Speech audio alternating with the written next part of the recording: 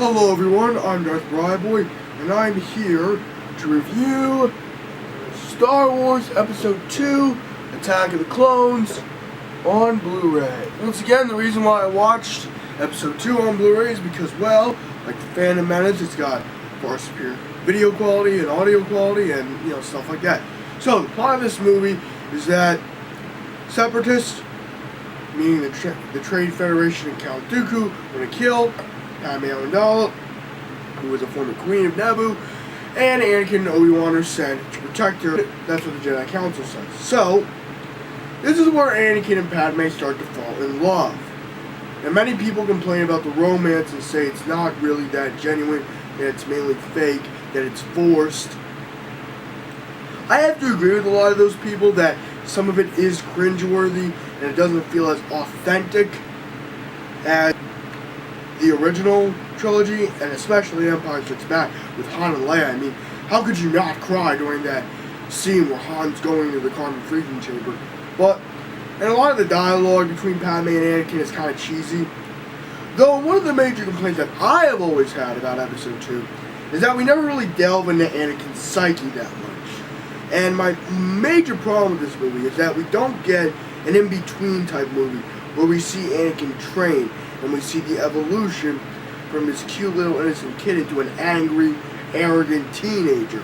Now, I understand Lucas's motive for making Anakin an arrogant teenager.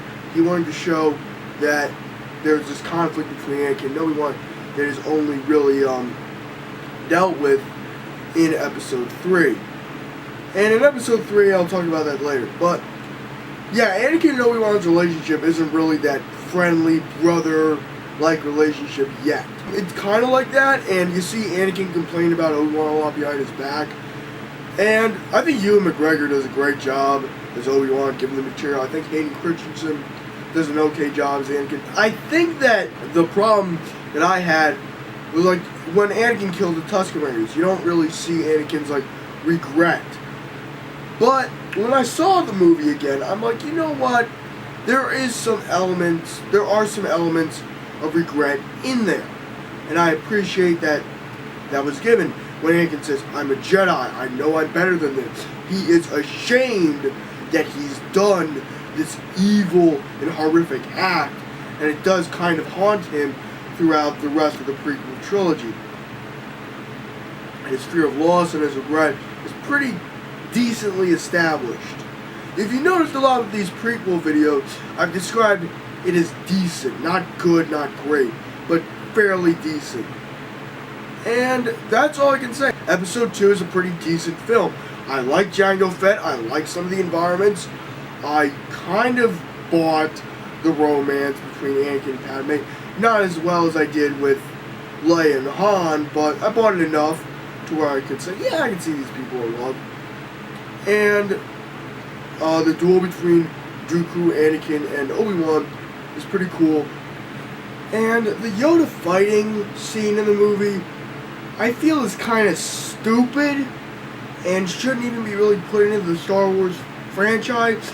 Look, I love the part in that Dooku Yoda scene where they're fighting with the Force. Okay, that scene is really, really good. In fact, I wish the whole battle had been like that, where Dooku and Yoda are just sparring off with the Force rather than Yoda doing all that flip stuff.